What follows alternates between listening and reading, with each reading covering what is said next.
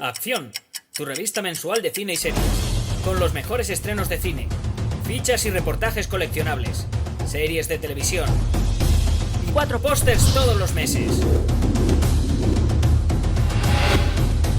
Búscala en tu kiosco. Hola, muy buenas amigos, amigas, seguidores, seguidoras del canal Acción Cine en YouTube. Aquí estamos otra vez, Jaime Vicente Chagüe, esta vez convocado por Jaime, que no soy yo. Se ha dado esa casualidad cósmica. Sois tantos los que estáis pidiendo críticas a la carta. Sois tantos ya los que estáis ahí en la lista de espera, que alguna vez se tenía que dar la casualidad de que otro Jaime, allá en otro lugar, en otro universo, me pide una película, en este caso una película dirigida por Anthony Mann, con James Stewart, Shelley Winters, Dan Durgia, Winchester 73, titulada así en inglés, titulada en castellano. Perfecto. Jaime, muchísimas gracias por confiar en mí, por confiar en Acción Cine, por encima de todo, y especialmente por confiar en el cine clásico. Y por traernos cine clásico y un clásico. Me mola mucho, de verdad, siempre os lo digo, que de vez en cuando caiga en el canal alguna película de los años dorados de Hollywood. Sobre todo porque de algún modo todos colaboramos, vosotros los primeros, pidiendo estos vídeos para que estas películas no caigan en el olvido. Además, os confieso, me gusta mucho que pidáis películas de estos años porque, joder, mira que yo no he vivido esa década, no soy tan mayor, os lo juro, pero es que, dices, es que vas sobre seguro. O sea, te sientes más cómodo viendo películas. No os digo yo, no soy un abuelo también aquí que empieza a despotricar de todo el cine diciendo ¡qué horror! Esto es una mierda porque comparado con los años 50, no. Pero digamos que este cine de los años 50 dices, joder, creo que seguro que me voy a sentir cómodo. Es muy raro que eso no vaya a ocurrir. Viendo películas de esta época y que viendo películas a veces de la actual que dices, vamos a ver dónde me meto, uy, esto aquí, esto allá, ves una serie de vicios, de cosas. En el cine clásico, para lo bueno y para lo malo, pero especialmente para lo bueno, es sota, caballo y rey. Sabes que son películas que van a cumplir, sabes que difícilmente te van a decepcionar. Y aparte, lo guay de ver cine clásico, ya recomiendo desde aquí, por si no se está notando que veáis Winchester 73, descubres siempre cimientos y andamiajes de películas de épocas mucho más recientes. Hoy tenemos que hablar de una dupla de este cine clásico, la compuesta por Anthony Mann y James Stewart. Creo que en este caso, y al contrario que ocurre con otros directores, me parece justo hablar no solamente de un western de Anthony Mann, sino de Anthony Mann y James Stewart, y no solo de Mann. Este es un director que tardó un poquito más de la cuenta en ser reconocido como uno de los grandes del oeste, un escalón posiblemente por debajo de John Ford o Howard Hawks, por encima de todo considerados los grandes tótems, pero en todo caso Mann es uno de los grandes de este género. Ya sabéis que en esto hay que agradecérselo siempre. Fueron los críticos franceses en la década de los años 60, Nouvelle Vague y demás, cuando empezaron a reivindicar a directores norteamericanos que, digamos, no es que se les considerara unos piernas, pero no tenían el estatus que tendrían a partir de esta revisión que hicieron los críticos franceses.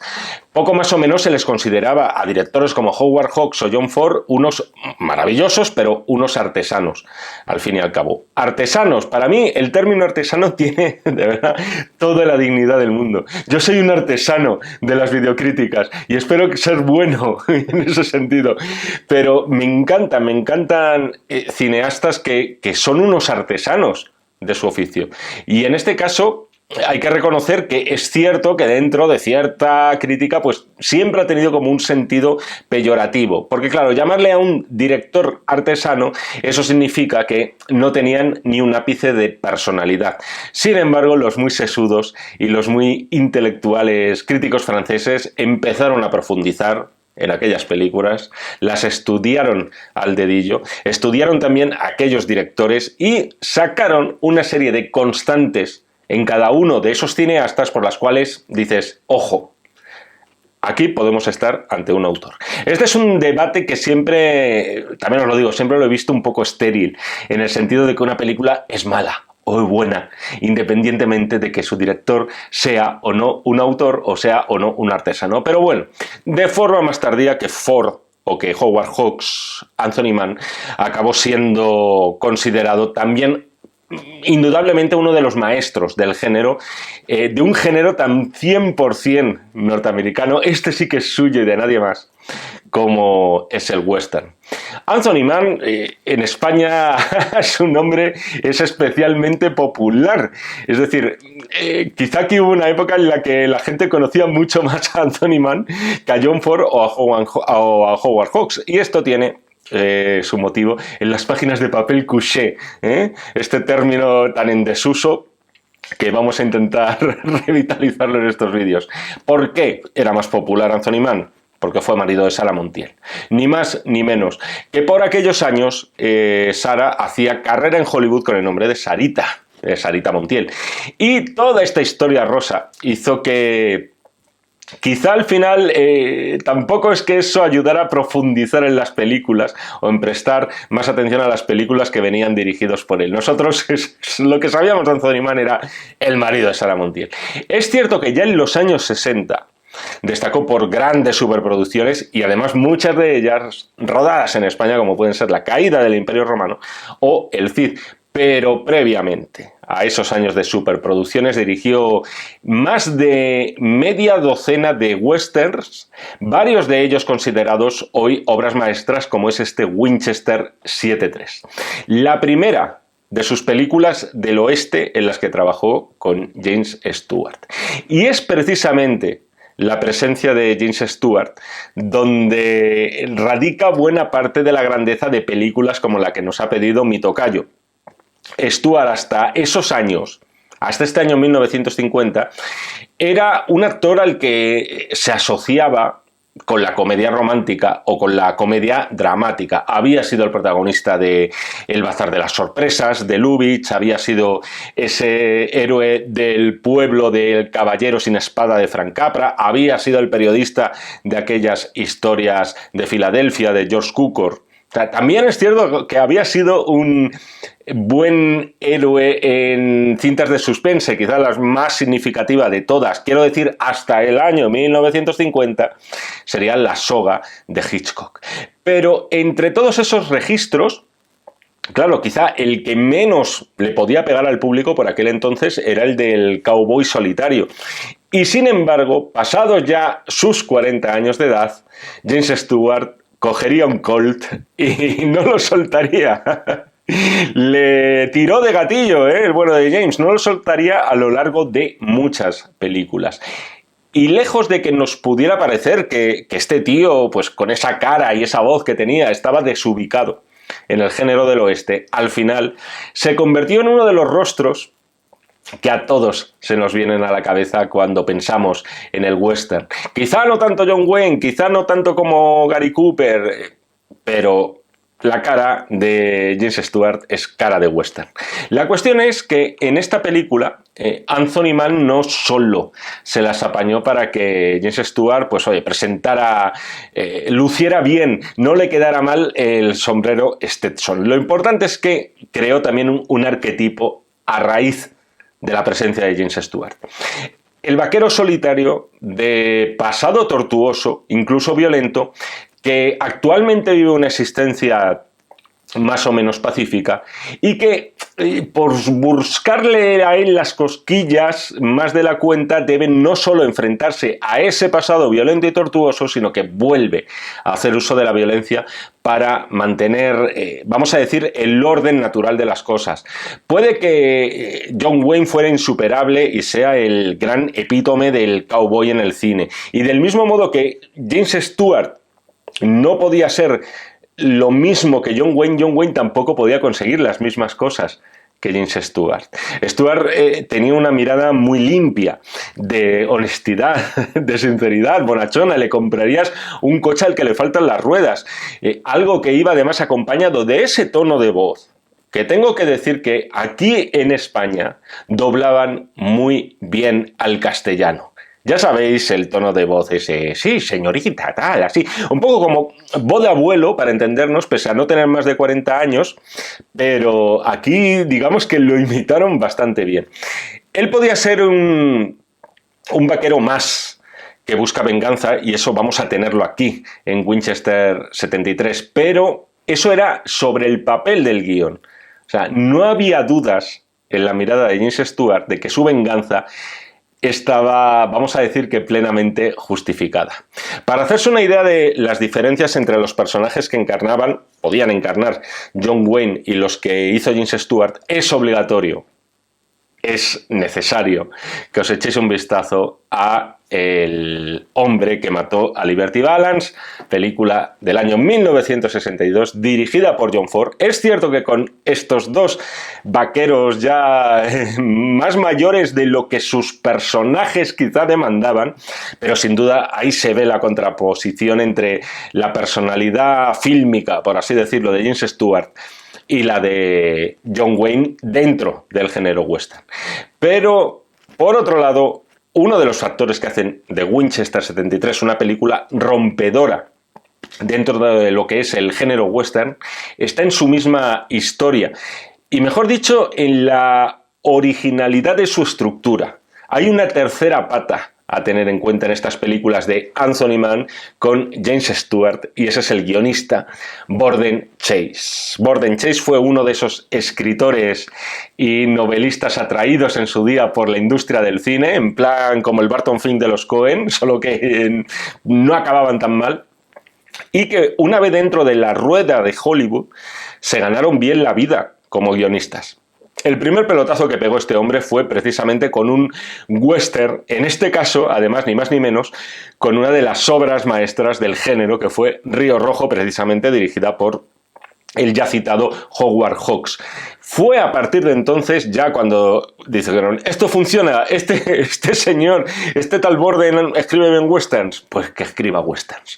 A partir de entonces empezó a escribir películas del oeste, pero como churros, entre ellas varias de las dirigidas, no todas, pero varias de las dirigidas por Anthony Mann con James Stewart, entre ellas Horizontes Lejanos y Tierras Lejanas. No es difícil encontrar conexiones al final entre todas estas películas, y acaban creando un microuniverso muy curioso con esta tripleta de Mann, Stewart y Chase. Y en este caso de Winchester 73, que fue un éxito de público, y al final la gran originalidad que tiene esta película está, como os decía, en la estructura de la historia, Jaime, que te pierdes. El hilo conductor de la película, podremos pensar, bueno, western con James Stewart de estrella, aquí cogiditos de la mano de James Stewart durante la hora y media que dura la película. Pues no. El hilo conductor no está ni en el personaje de James Stewart, ni en el personaje, luego hablaremos de él, que mola un montón, el de Shelley Winters, ni en el de ese indio, que quizá no mola tanto, pero coño, digamos que no me acordaba yo de esto, muy sorprendentemente encarnado por Rock Hudson. El protagonista de la película no es un ser vivo, el protagonista acaba siendo el rifle que da nombre a la película, ese Winchester 73 que va pasando de mano en mano. Esta es una película que en principio iba a dirigir Fritz Lang, pero finalmente acabó recayendo en Anthony Mann y en Borden Chase, que reescribió la historia de Lang y acabó optando por este originalísimo punto de vista. No habría estado mal, ya hizo la de Rancho Notorious, Fritz Lang en su día, dices de Fritz Lang haciendo un western, luego hizo algún western y alguno muy bueno, no habría estado mal. Esta es la película que al final nos quedó. Acabó Borden Chase optando por este originalísimo punto de vista. El hilo conductor, el personaje protagonista no va a ser ningún humano, ningún caballo, ningún animal, va a ser el rifle. En resumen, para mí es una de las películas, quizá es un clásico del cine, es decir, el cinéfilo pata negra, el cinéfilo bisaoro, el de las filmotecas, el de los ciclos y tal, por supuesto que la conoce y en un amplio porcentaje la adore, pero para mí sí que es una de esas películas quizá menos reconocidas a la hora de reivindicar no ya un buen western, sino la grandeza del western y sobre todo de hacer progresar el western con matices mucho más complejos y más psicológicos. Y además es una muestra más de ese inagotable oficio y talento de todos aquellos que conformaron el Hollywood de aquellos años dorados y de esas etapas más, no voy a decir más, no voy a hacer comparaciones con ahora, de aquellas etapas gloriosas, fueran o no artesanos, fueran o no autores. En resumen, para mí, 5 estrellas sobre 5. ¿De qué va esta película? Jaime, de 15 minutitos, yo creo que ya es hora de que, bueno, ya he contado lo del rifle, que es lo fundamental, pero para que os hagáis una idea, los que no lo habéis visto.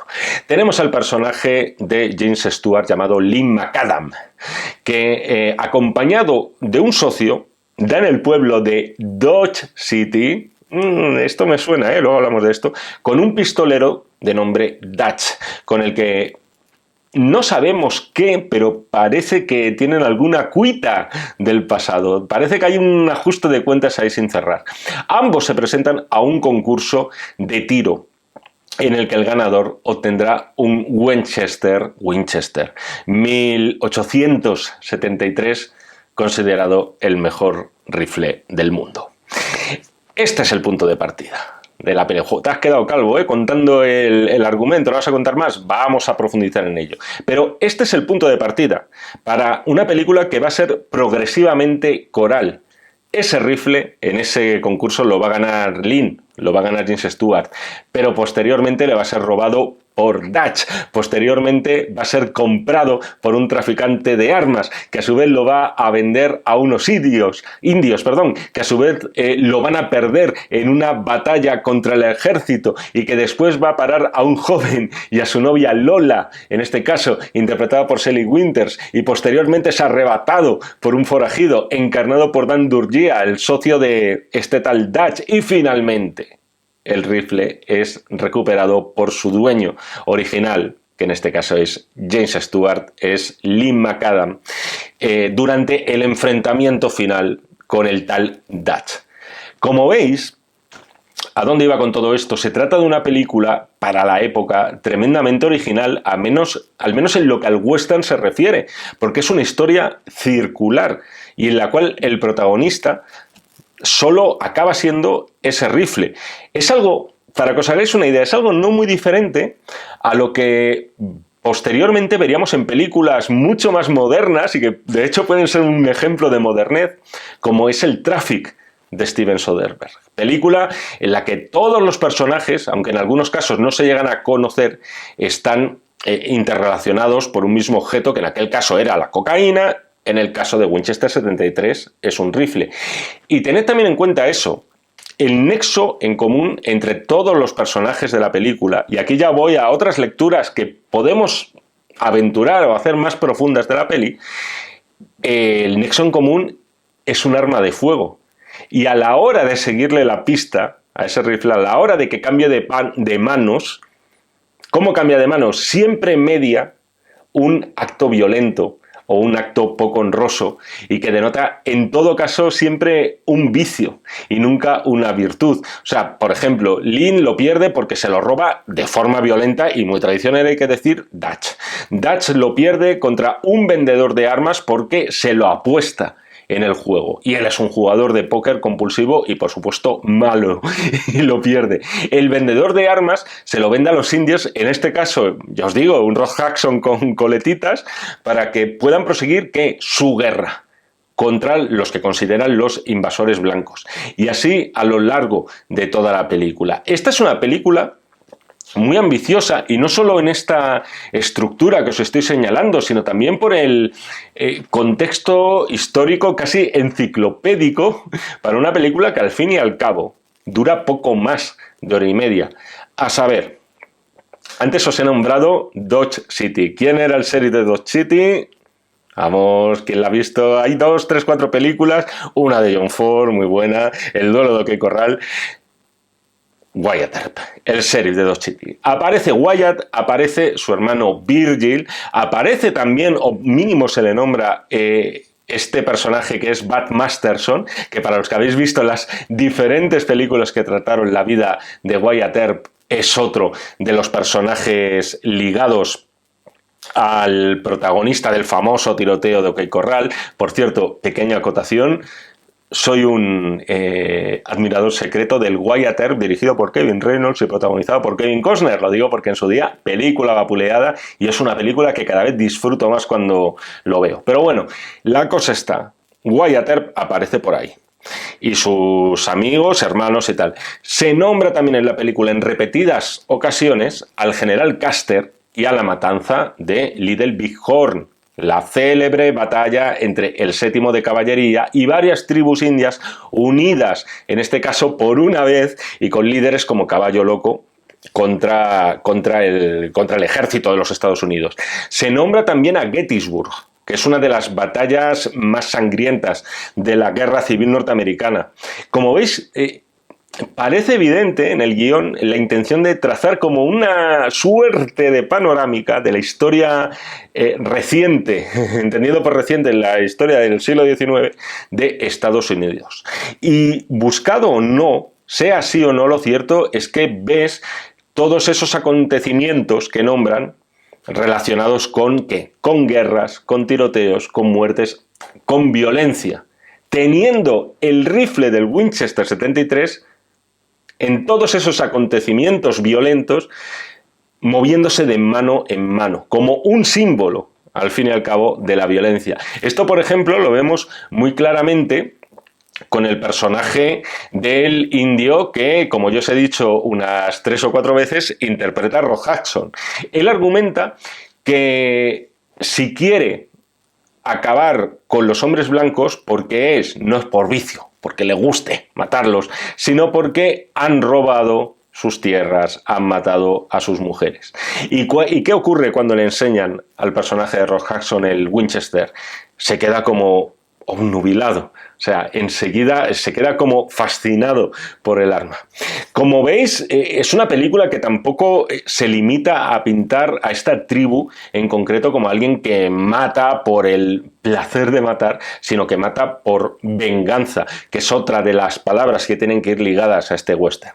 Por otro lado, hay que recordar que además la película comienza con otro gran, ¿cómo decirlo?, símbolo o gran cita o gran rito de Estados Unidos, que es la gran fiesta nacional norteamericana, el 4 de julio, el Día de la Independencia. ¿Dónde vas con todo esto, Chagüe? Todo esto me hace ver, como os decía, que hay una intencionalidad de querer plasmar en una película de horita y media la historia más violenta de Estados Unidos. Así se forjó el oeste en Estados Unidos, lo cual es muy ambicioso, tremendamente ambicioso y sobre todo muy de agradecer en una película teóricamente pequeña como es esta.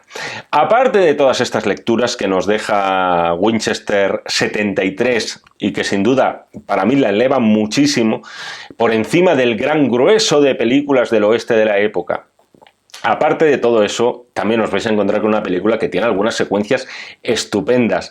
Por ejemplo, la competición de tiro, en la que se enfrentan Lynn y Dutch para quedarse con ese Winchester, lanzando las monedas al aire para ver quién es capaz de perforarla. Previamente, por cierto, se nos deslizan algunos detalles sobre la enemistad que tienen estos dos vaqueros, que ya os digo, no sabemos el motivo en ese punto de la película.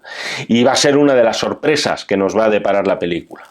Después me gusta mucho de Winchester 73, como os decía antes, os avanzaba, el personaje de Shelley Winters, aquí como esta joven vedette llamada Lola, en ese instante ennoviada con un chaval, con un chico que dices, joder, es lo peor, tío. O sea, cuando están siendo asediados por los indios, están ellos dos solos, el muy cabronazo con la excusa de, pero así literal, oye, quédate ahí que voy a pedir ayuda. O sea, ese truco, tío, o sea, hazlo para... Pero, tío, cuando te van a arrancar la cabellera a los indios, no cuela, ya te lo digo. La deja ahí plantada así, muy bien, campeón. Y sin embargo, pese a momentos como este, estamos lejos en la peli de ver una mujer sin recursos a la hora de defenderse.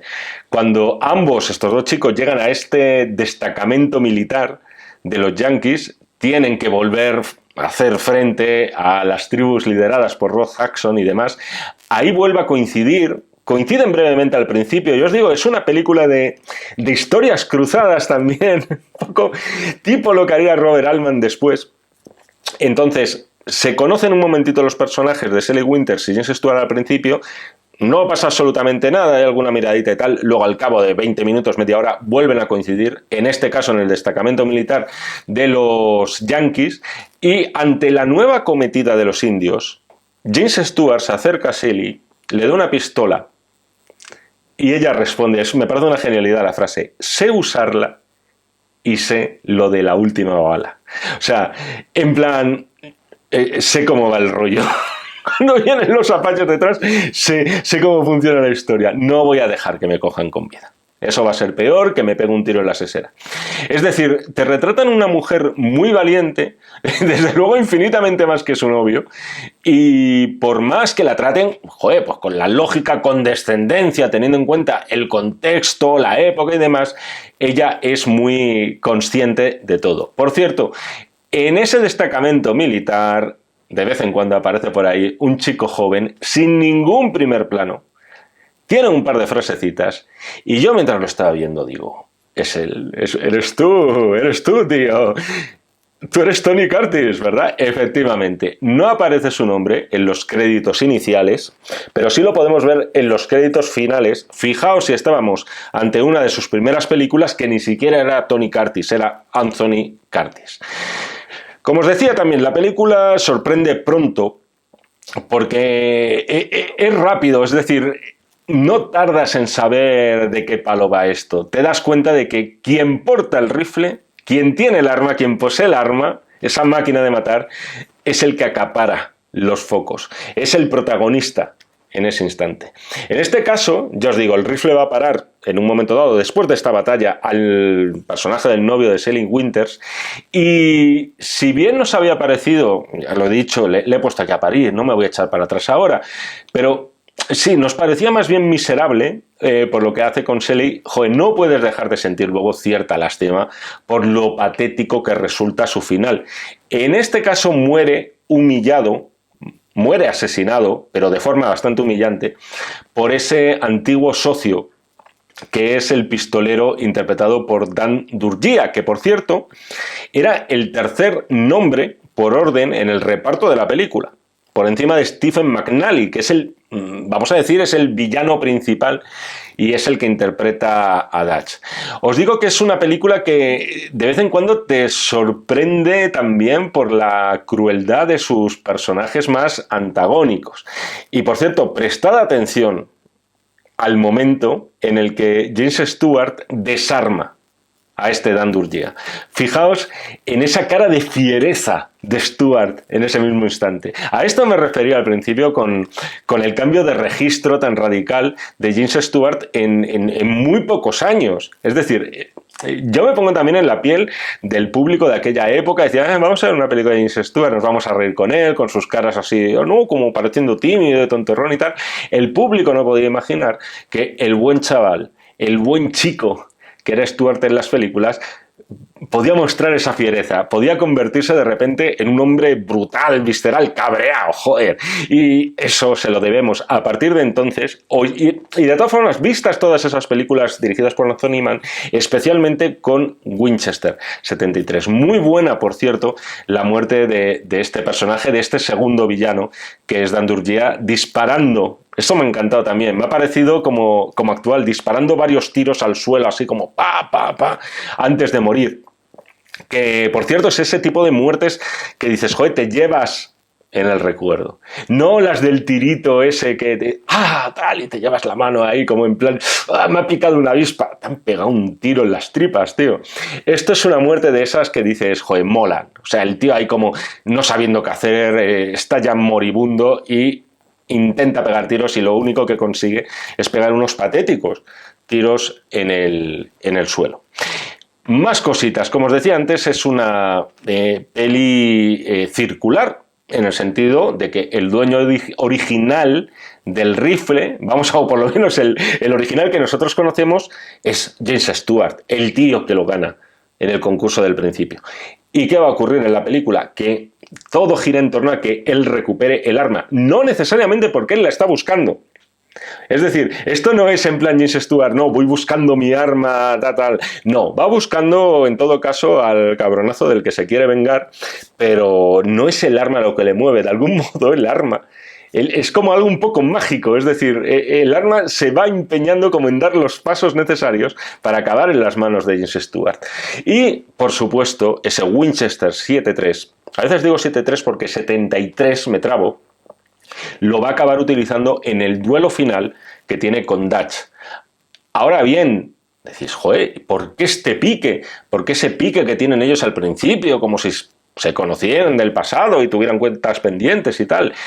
Previamente, en una secuencia, jugando muy bien con el suspense y con la sorpresa, suspense y sorpresa, hemos visto que Sally Winters en casa de Dutch ve una foto en la cual el malo está con James Stewart y un señor mayor. James Stewart y su archienemiguísimo son hermanos. Y Stewart se la tiene jurada. ¿Por qué? Pues por un motivo bastante comprensible. Tiempo A, después de haber cometido un robo y pedir ayuda a su padre, el padre se la negó y este tío se lo cargó. Podía llegar a sospechar, o puede llegar a sospechar, que efectivamente el personaje de Dutch habría asesinado a alguien muy querido para James Stewart, pero en ningún momento, la verdad es que durante la película, hasta que no ves esa revelación de la foto y tal, no piensas que los lazos entre ellos sean tan fuertes. Al fin y al cabo son hermanos. Y que lo que vamos a tener al final, así de regalo y sin haberlo planeado, es un duelo fratricida, con todas esas R's, que muchas veces lo decimos y sobre todo lo escribimos mal. Claro, tú estás viendo la película y no acabas de tener claro hasta este momento las motivaciones de James Stewart. Él llega a Dodge City y no sabes bien lo que busca, piensas que el encuentro con el que luego descubres que su hermano parece una casualidad y que el enfrentamiento surge solamente porque le toca las narices. Pero en realidad, con esta revelación, lo que descubres es que nos han estado contando una historia de venganza, también con ese rifle como hilo conductor, el rifle como una mera excusa. Enorme, por cierto, el tiroteo final, en lo que parecen además planos naturales, espacios físicos reales, que es también una de las virtudes que se les suelen achacar, ¿no? Porque eso suena negativo, que se le suelen aplaudir a Anthony Mann en general en su cine, pero especialmente en esta película. Qué bien hechos, por cierto. Siempre me maravillan qué bien hechos están los tiroteos de antaño. Qué bien suenan esas armas, con esas balas, o lo que parecen balas, rebotando en la roca, en las rocas, dejando marcas en esas rocas y en más de un momento a muy escasos centímetros de James Stewart, diciendo, ojo, a ver, antes, oye, los hombres eran hombres, y si había que pegar tiros de verdad en una película del oeste, pues se pegaban. No creo que fuera eso. En todo caso, es que está hecho estupendamente. ¿Quién ganará? ¿Quién ganará en este duelo final? En eso la película es muy clásica. Gana el bueno, gana James, que se reúne al final de la película, como no, con la que consideramos que va a ser su más que segura mujer en muy corto plazo de tiempo, en este caso Sally Winters. Por cierto, herida después de salvar a un niño durante ese tiroteo en el pueblo. Esto todavía también le da más personalidad al personaje, le da más fortaleza, pero el plano final. El plano final, para quien se reserva la película, se reserva para James Stewart, se reserva para Sally, se reserva para los dos besándose. No. Esta película se reserva para el rifle, el último plano, para el Winchester 73. Solo podía acabar con un plano del que ha sido el auténtico protagonista de este western, que, como ya os digo, es muy original, mucho más ambicioso de lo que parece, mucho más enciclopédico de lo que parece, en el sentido de que nos está pintando una panorámica de lo que es una historia importante dentro de la historia de los Estados Unidos, y donde nos vienen a decir que esa historia está marcada por la fuerza de las armas. En resumen, una película, un western muy reivindicable. Y hasta aquí hemos llegado, hasta aquí la crítica a la carta de Winchester 73. Jaime, 1.000.000 de gracias por obligarme, porque al final esto es una obligación, pero una obligación que mola, porque me gusta que me obliguéis de vez en cuando a ver cine clásico. Me han caído dos ahora mismo que dices, ostras, clasicazos totales, las voy a disfrutar un montón, aunque alguna ya me la sepa de memoria. Y espero que por lo general, aparte de Jaime, y aparte de mí también, ya la hayáis disfrutado todos este vídeo. Ya sabéis, para más críticas a la carta, solamente tenéis que echar un vistazo a las instrucciones que hay debajo de este cabezón, el más información, WhatsApp, perfecto, escribización. Jaime, quiero que Jaime Echagüe me haga la crítica de la película X. La película X, pero no una película X, esas no las hacemos. Y entonces Jaime es muy probable que os haga el vídeo. Nos seguimos viendo en el canal de Acción Cine en YouTube y por supuesto nos seguimos leyendo en este y en todos los que están por venir de los números de la revista Acción. Muchísimas gracias y hasta otra. Acción, tu revista mensual de cine y series, con los mejores estrenos de cine, fichas y reportajes coleccionables, series de televisión y 4 pósters todos los meses. Búscala en tu kiosco.